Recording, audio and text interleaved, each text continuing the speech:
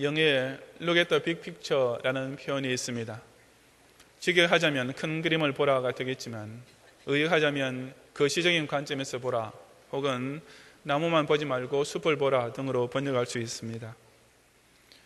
자기에 닥친 사건이나 주변의 상황들을 그냥 좁은 시각에서만 보게 되면 성급한 속단에 빠지거나 잘못된 결정을 내리기 쉽지만, 보다 높고 깊고 넓은 시각에서 전체적으로 보게 되면 훨씬 더 합리적으로 판단하고 바른 행동을 할 수 있다는 의미로 쓰는 말입니다.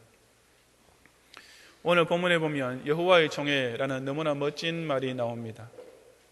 출애굽을 하고 광야 생활 중에 있던 이스라엘 사람 전체를 가리키는 표현으로서는 이스라엘 백성, 이스라엘 자손, 이스라엘 민족 혹은 이스라엘 회중 등 여러 가지가 있습니다.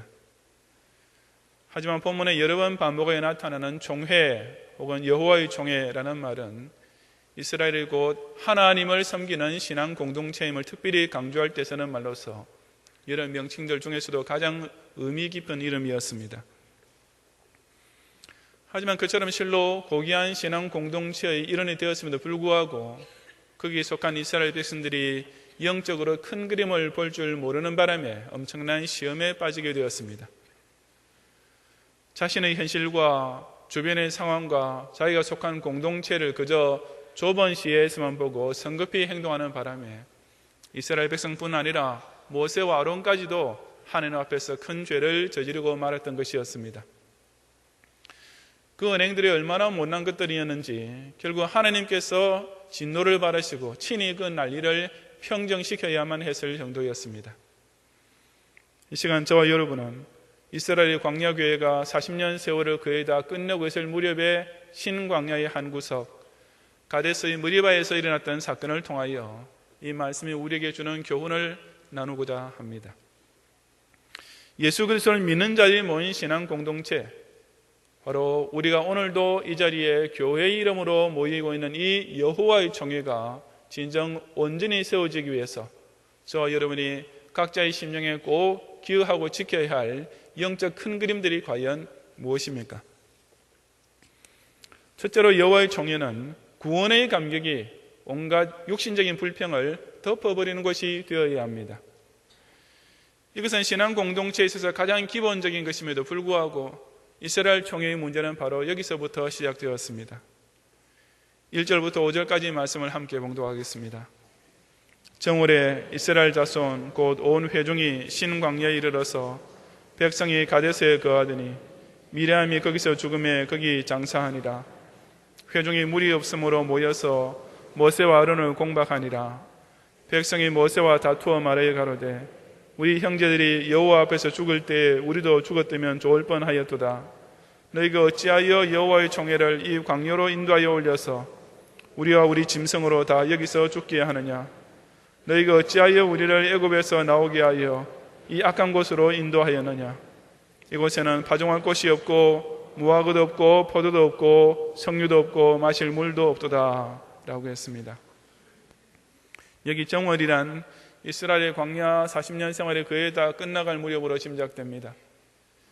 이때 미리암이 죽은 사건과 또 20장 끝에 아론이 죽은 사건이 기록된 것은 출애굽 당시 20세 이상이었던 자들 중에 여호수아와 갈렙을 제외한 나머지 모두는 다 가나안 땅에 들어가지 못할 것이라고 하나님께서 40년 전에 바로 이 가데스에서 하셨던 말씀이 그대로 이루어져 가고 있음을 보여주는 것입니다. 하지만 40년 전에 열정탐꾼들과 함께 불평하다가 하나님께로부터 받게 된 그 징벌을 바로 지금 그 순간까지도 현실로 겪고 있으면서도 이스라엘 백성은 또다시 그 악습을 재현하고 말았습니다. 그 사건은 회중이 무리 없음으로 모여서 모세와 아론을 공박함으로써 시작되었습니다. 하지만 40년 전 이곳에 도착했을 당시에는 적어도 물이 부족하다는 불평이 나오지는 않았습니다. 그 이유는 아마 그때와는 기후 상황이 바뀌었든지 혹은 같은 가데스 지역이라 할지라도 좀 다른 장소여서 그랬는지 모릅니다. 하여튼 이스라엘 백성이 물이 없다고 불평하는 모습은 이전에도 자주 나타났었지만 이번의 경우에는 그 표현 방법이 훨씬 더 악해졌음을 볼 수가 있습니다.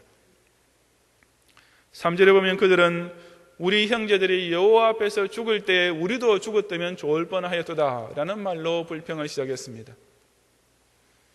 이렇게 물이 없어서 고생을 하느니 차라리 옛날에 하나님의 저주를 받아서 땅속에 빠져 죽고 불에 타 죽고 연병에 걸려 죽었던 우리 조상들이 훨씬 더 좋았겠다라는 악담을 서슴없이 내뱉은 것이었습니다. 그리고 이어서 말하기를 너희가 어찌하여 여호와의 총회를 이 광야로 인도하여 올려서 너희가 어찌하여 우리를 애굽에서 나오게 하여 이 악한 곳으로 인도하여 다 죽게 하였느냐라고 한술 더 떠서 말했습니다. 즉 간단히 말해서 이들은 출애굽 그 자체부터 원망하고 있는 것입니다. 수백 년 동안 온 민족이 염원하였던 출애굽의 기쁨, 그 고통스럽던 애굽의 노예 생활로부터 해방받은 감격은 지금 당장 마실 물이 좀 모자라는 현실 앞에서 온데간데 없이 깨끗이 사라지고 말았던 것이었습니다. 그런데 그 정도로도 아직 끝난 것이 아니었습니다. 5절 하반절에 보면 이곳에는 파종할 곳이 없고 무화과도 없고 포도도 없고 석류도 없고 마실 물도 없도다 라고 불평했습니다. 원래 이 불만은 식수 부족 한 가지였지만 이제는 그 불만이 눈덩이처럼 불어나서 무화과, 포도, 석류와 같은 싱싱한 과일을 먹을 수 없다는 데까지 확대되었습니다.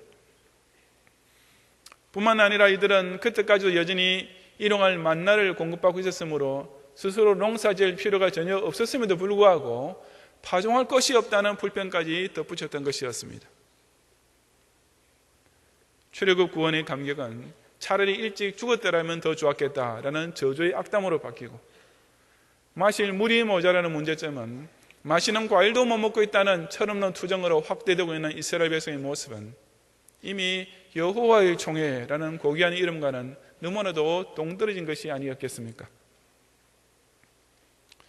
그럼에도 불구하고 그와 똑같은 불평들이 오늘날의 교인들의 입에서도 너무나 쉽게 나오고 교회 안에서 너무나 흔히 들리고 있습니다. 불신자들이 입에 달고 살다시피 하는 소리, 아이고 내 인생 너무 힘들어서 못 살겠다라는 말을 명색이 신자라면서도 아무 생각 없이 너무나 쉽게 내뱉고 있습니다.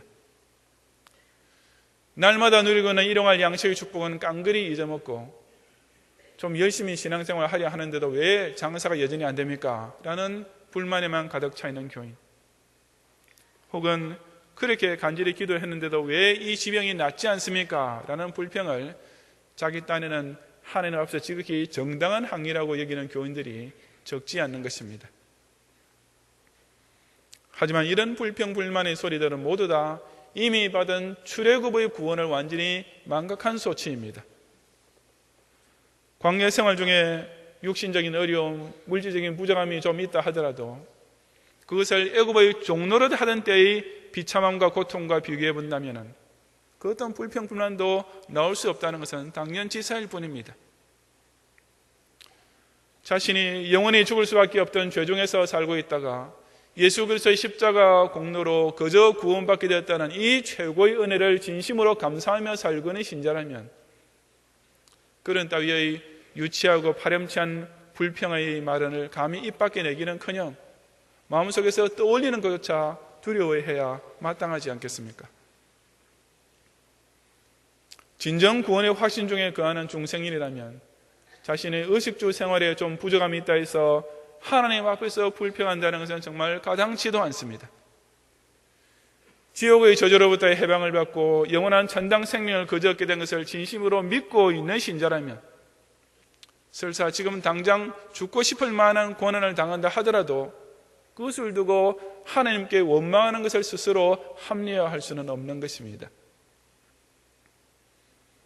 아직은 이 세상에서의 광야 행군이 남아있는 한 온갖 육신적 어려움이나 괴로움이 따를 수밖에 없지만 그럴 때일수록 이 경양재단에 나와서 이미 받은 영생 구원의 은총에 대하여 진심으로 감사드리는 심령을 더욱 뜨겁게 되새기고 굳게 지켜가는 성도들이 되시기를 바랍니다. 둘째로 여호와의 총회는 선포된 말씀이 충동적인 감정을 압도하는 것이 되어야 합니다. 사람의 불안하고 흥분된 감정이 하나님의 말씀까지 어기게 만드는 어처구니 없는 일이 이번에는 다른 사람 아닌 모세를 통해 벌어졌습니다. 6절 이하 11절까지 말씀을 함께 봉독하겠습니다. 모세와 아론이 총회 앞을 떠나 회막문에 이르러 엎드리며 여호와의 영광이 그들에게 나타나며 여호와께서 모세에게 일러 가라사대 지팡이를 가지고 내 형 아론과 함께 회중을 모으고 그들의 목전에서 너희는 반석에게 명하여 물을 내게 하라. 내가 그 반석으로 물을 내게 하여 회중과 그들의 짐승에게 마시올지니라. 모세가 그 명대로 여호와의 앞에서 지팡이를 취하니라. 모세와 아론이 총회를 그 반석 앞에 모으고 모세가 그들이 이르되 패역한 너희여 들으라.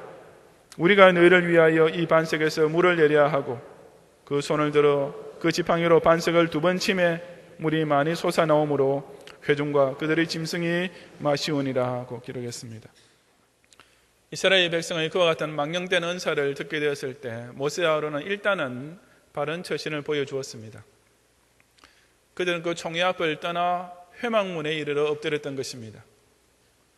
즉 백성들이 말싸움에 끌려들어가기보다는 그냥 하나님 쪽으로 돌아서서 그 앞에 엎드려 기도하는 쪽을 택했던 것인데 이것은 영적 지도자로서 지극히 합당한 자세였습니다. 그런 모세에게 하나님께서는 그가 해야 할 바를 정확하게 일러주셨는데 그것은 곧 지팡이를 가지고 회중을 모으고 반석에게 명하여 물을 내라 하라는 지시였습니다. 여기서 하나님께서 반석에게 명하여 물을 내라 하라고 말씀하신 것에 유의해야 합니다. 지팡이는 하나님의 능력이 임재하는 상징으로 그냥 들고 갈 뿐이지 그것으로 반석을 내리치라는 명령은 하나님께서 하지 않으셨던 것입니다. 그것은 옛날 모세가 홍해를 갈라지게 했을 때에도 그 지팡이를 홍해 위에 들었을 뿐이지 그것으로 물을 치지는 않았던 것과 똑같은 것이었습니다. 하나님의 명령은 그처럼 간단 명료했음에도 불구하고 모세가 백성들을 모으고 반석 앞에 섰을 때에는 이미 자신의 감정을 스스로 억제할 수 없는 상태에 이르고 말았습니다.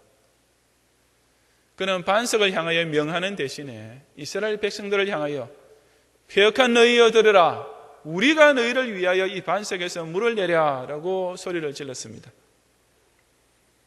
그것은 하나님의 지시에 포함되지 않는 말이기도 했지만 또한 너무나도 큰 시련이 포함된 말이었습니다.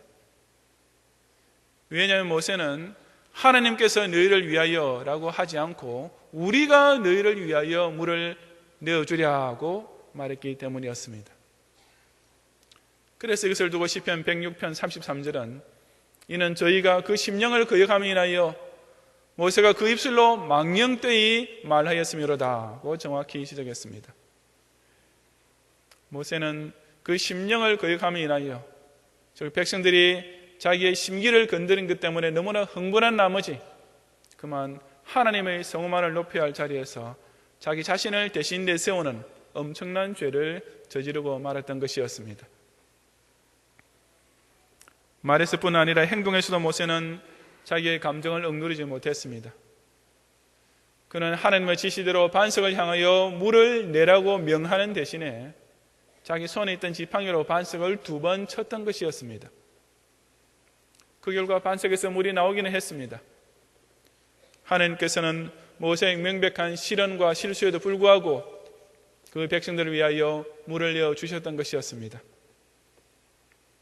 하지만 하나님께서는 모세가 저지른 잘못에 대해서 결코 그냥 넘어가지 않으셨습니다. 보통 때 하나님께로부터 모세에게 어떤 명령이 내리면 그 뒤에는 항상 모세가 그대로 하니라는 말이 따라왔지만 이번 사건에서는 그런 결말이 따르지 못했습니다. 왜냐하면 모세가 자신의 흥분된 감정에 휩싸여 하나님의 명백하신 말씀을 순종하지 못했기 때문이었습니다. 그 결과 12절에 나온 대로 모세는 바로 이 죄 때문에 자신도 가나안 땅에 들어가지 못하게 되는 벌을 받게 되었던 것이었습니다. 사람의 감정이란 하나님의 말씀이 아니라 사람은 지성이나 덕이나 교양 같은 것들만 비교해 보아도 실로 불안하고 얕은 것이며 결코 믿을 만한 것이 못됩니다. 바꾸어 말하자면 사람이 감정을 따라 행동하는 것은 자신의 지혜나 상식을 따라 행동하는 것보다 훨씬 더 시행착오로 유발할 가능성이 높은 것입니다. 그런 까닭에 자신의 감정을 제어하지 못하고 거기 쉽게 끌려가는 처신을 자주 하면 할수록 그런 사람은 천박하고 경솔하다는 소리를 듣게 될 수밖에 없는 것이 아니겠습니까? 그렇다면 하물며 자신의 감정을 다름 아닌 하나님의 말씀보다 더 앞세우고 거기에 끌려간다는 것은 더욱 어처구니 없는 짓이 아닐 수가 없습니다. 직장생활 중에 무언가 좀 기분 나쁜 일을 당하면 바로 그 언짢은 기분 때문에 주일 성수의 명령을 쉽게 여기는 교인이 있습니다. 형제자매 사이에서 다툼이 생기면 바로 그 미운 감정에만 완전히 사로잡혀서 원수까지도 사랑하라 하는 하나님의 말씀 따위는 아무것도 아닌 것처럼 뭉개버리고 마는 경우도 흔히 있을 것입니다. 속을 썩이는 교인 하나 때문에 좀 상심된다고 해서 내 양을 먹이라고 간곡히 부탁하신 주님 명령까지 까마득히 잊어버리는 일이 목사나 전도사에게도 생기는 것입니다. 하지만 하나님의 말씀을 감히 그렇게 하찮게 여겨도 되겠습니까? 하나님의 명령을 겨우 자신의 감정에 따라 좌우되어도 될 만큼 가볍게 여기서는 절대로 안 됩니다. 성경 말씀을 순종하는 여부가 그날의 자기 기분이 얼마나 좋은지 나쁜지에 달리게 된다면 거기는 이미 참된 순종이란 있을 수가 없어지기 때문입니다. 불안하고 흔들리기 쉬운 감정의 충동에 끌려다니지 않도록 늘 이 경향의 강단을 통해 선포되는 하나님의 말씀에 자신의 심령을 굳게 붙들어 매고 따라가는 성도들이 되시기를 바랍니다. 셋째로 여호와의 총회는 하나님의 거룩하심 앞에서 인간적인 다툼이 사라지는 곳이 되어야 합니다. 불평의 소리가 높아가고 흥분된 감정에 휩싸이게 된 이스라엘 총회는 결국 하나님의 거룩하심까지 가려버리는 최악의 죄를 저지르게 되었습니다. 본문 12절과 13절을 함께 봉독하겠습니다. 여호와께서 모세와 아론에게 이르시되 너희가 나를 믿지 아니하고 이스라엘 자손의 목전에 나의 거룩함을 나타내지 아니한 고로 너희는 이 총회를 내가 그들에게 준 땅으로 인도하여 드리지 못하리라 하시니라. 이스라엘 자손이 여호와와 다투었으므로 이를 무리바 무리라 하니라. 여호와께서 그들 중에서 그 거룩함을 나타내셨더라고 했습니다. 여기서 하나님께서는 모세와 아론을 가리켜 너희가 나를 믿지 아니하고 라고 책망하셨습니다. 이 말은 물론 모세와 아론이 하나님의 살아계심을 믿지 않았다는 뜻은 결코 아닙니다. 이것은 그처럼 혼란스러운 상황 속에서도 하나님께서 친히 행하실 역사만을 믿지 못하고 그들 자신이 감정에만 치우쳐 실언을 하고 실수까지 저지른 것을 꾸짖으신 말씀이었습니다. 2절과 3절을 다시 보면 회중이 모세와 아론을 공박하니라 백성이 모세와 다투어 라고 기록했습니다. 즉 하나님의 총회 안에서 이스라엘 백성이 공박과 다툼을 일으켰던 것입니다. 그리고 그들 앞에서 흥분된 감정을 억제하지 못함으로써 결과적으로 모세와 아론도 그 싸움에 함께 휩쓸려 들어간 꼴이 되고 말았습니다. 그 과정에서 이스라엘 백성이 하나님께 직접적으로 원망하거나 모세가 하나님을 대면한 자리에서 흥분된 적은 없었습니다.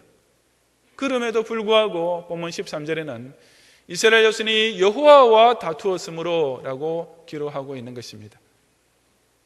왜냐하면 여호와께서 세우신 지도자를 원망하고 여호와께서 모으신 총회를 두고 망언을 하고 여호와께서 끄시는 백성을 향하여 화를 폭발시키는 행위들은 결국은 여호와 하나님과 직접 다투는 것이나 마찬가지였기 때문이었습니다. 정말이지 그런 무리한 언행들은 적어도 여호와의 총회라고 불리는 곳 안에서는 결코 일어나서는 안 될 일들이 아니었겠습니까? 그리고 이 점에 있어서 최소한 모세와 아론만큼은 바로 깨닫고 처신했어야만 했습니다. 비록 백성들이 그들 향하여 빗발치듯 원망하는 상황이었다 하더라도 모세와 아론만큼은 끝까지 하나님의 거룩하심을 그들의 목전에서 나타내야만 할 책임이 있었던 것입니다. 왜냐하면 그 이스라엘 회중은 곧 여호와의 총회였기 때문입니다. 그 총회의 주인은 여호와 하나님이시고 지금 모세나 그 백성이나 모두 다 그 여호와 하나님 앞에 모여있는 자리였기 때문이었습니다. 그리고 그 거룩하신 여호와 하나님의 임재를 조금이라도 의식하고 있었더라면 이스라엘 백성이나 모세와 아론이나 공의 그 무엇이 어찌되었든지 간에 사정이 어떠하든지 간에 결코 그 안에서 그처럼 서로 다투고 있어서는 안 되었던 것입니다. 일반 가정에서도 그렇지 않습니까? 부모님이 바로 앞에 앉아 계시는 자리에서 그 무슨 일이 있다 할지라도 세상에 어느 자식들이 감히 서로 다툴 수 있겠습니까? 형제지간의 싸움은커녕 혹 자녀에게 호되게 야단을 치고 벌을 줄 일이 있다 하더라도 적어도 그 아이의 할아버지나 할머니가 보고 계신 앞에서는 삼가고 나중에 하는 것이 예의이지 않습니까? 그렇다면 하물며 자신의 체면이 하나님의 거룩하심보다 더 귀해서 교회 안에서 다투겠습니까? 교회의 재산이 하나님의 거룩하심보다 더 중요해서 불신법정에 고소까지 하면서 신자끼리 아니 목사끼리도 그것을 두고 싸우겠습니까? 오직 여호와 하나님의 임재를 한시라도 잊지 않는 교회와 교인이 되어야만 진정 거룩한 신앙 공동체의 질서와 화목을 동시에 지킬 수가 있는 것입니다. 거룩하신 하나님께서 이 교회의 주인으로서 지금 바로 이 순간 이 자리에 좌정하고 계시는 것을 정말 두려운 마음으로 의식을 하고 있다면 이후에 어찌되었든지 간에 적어도 그 앞에서 목사와 교인이 교인과 교인이 서로 공방하고 다툰다는 것은 감히 엄두도 낼 수 없습니다. 혹 교회 안에 그런 분쟁이 일어난다 해도 최소한 교회의 지도자들만큼이라도 그 시험에 같이 휩쓸려 들어가지 말고 오직 여호와께서 그들 중에서 그 거룩함을 나타내는 교회가 되도록 지켜야 하지 않겠습니까? 이 경양교회를 하나님이 지극히 거룩하신 임재 앞에서 사람의 자질구레한 다툼들은 절로 사라져버릴 수밖에 없는 실로 거룩한 여호와의 총회로 함께 세우는 성도들이 되시기를 바랍니다. 성도 여러분, 이스라엘의 광야 교회는 자기 속의 불만만 보다가 출애굽의 큰 구원을 완전히 잊어버렸고 충동적인 감정에 사로잡히는 바람에 명백히 선포된 말씀을 순종하지 못했으며 무엇보다도 사람 사이의 공박과 다툼에만 몰두하다가 하나님의 거룩하심과 그 영광을 가리고 말았습니다. 그들의 시야는 어려운 현실에 한정되어 있었고 그들의 사고작용은 불완전한 인간의 한계 속에 제한되어 있었으며 그들의 관계는 주위 사람에게만 매여 있었던 것입니다. 그 때문에 이스라엘 백성들은 하늘로서 내리는 은총이나 신앙과 행위의 유일한 규범인 말씀이나 지금 당장 그들 가운데 임재하고 계시는 여호와라는 큰 그림들은 전혀 보지 못하고 말았던 것이었습니다. 세상에 많은 교회들이 있지만 그 모두가 다 하나님께 영광을 돌리는 여호와의 총회는 아닐 것입니다. 불평분자, 감정불안 환자, 싸움꾼들만 모여있는 교회는 마치 어물전망신 꼴뚜기가 시킨다는 말 그대로 오히려 하나님의 성호를 더럽히고 세상 앞에서 교회의 명성을 땅에 떨어뜨릴 수밖에 없습니다. 교회가 불신자나 우상숭배자나 이단으로부터 욕을 먹는 것은 당연지사일 뿐 아니라 오히려 명예로운 일이 되겠지만 교회에 속해 있는 교인들이 화평과 질서로서 자신의 신앙 공동체를 지키지 못하고 마치 철천지 원수라도 되는 것처럼 서로 공부하면서 싸우고 있다면 하나님의 거룩하신 이름을 그보다 더 더럽히는 일이 어디 있겠습니까?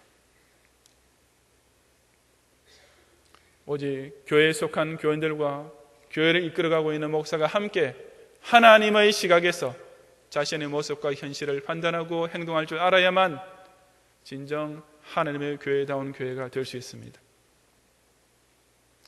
왜냐하면 교회는 사람이 스스로 신심을 발휘하고 중재를 모으고 힘을 합하여 세운 단체가 결코 아니라 처음부터 오직 하나님께서 당신의 영광을 나타내시고 당신의 전지전능으로 섭리하시며 당신의 뜻을 성취하시기 위하여 친히 세우신 하나님의 교회이기 때문입니다. 구원받은 은혜에 대한 감사 감격으로서 모든 육신적인 불평의 소리를 다 덮어버리고 정확무한 하나님의 말씀에만 순종함으로써 자기 속의 변덕 많은 감정을 복종시키고 하나님의 거룩하심을 두렵게 받드는 경외심으로서 사람 사이의 모든 다툼들을 사라져버리게 만드는 교회, 이 경양 공동체를 바로 이처럼 영광스러운 여호와의 총회로 함께 세우고 계속 지켜가는 모든 성도들이 되시기를 주님의 이름으로 축원합니다.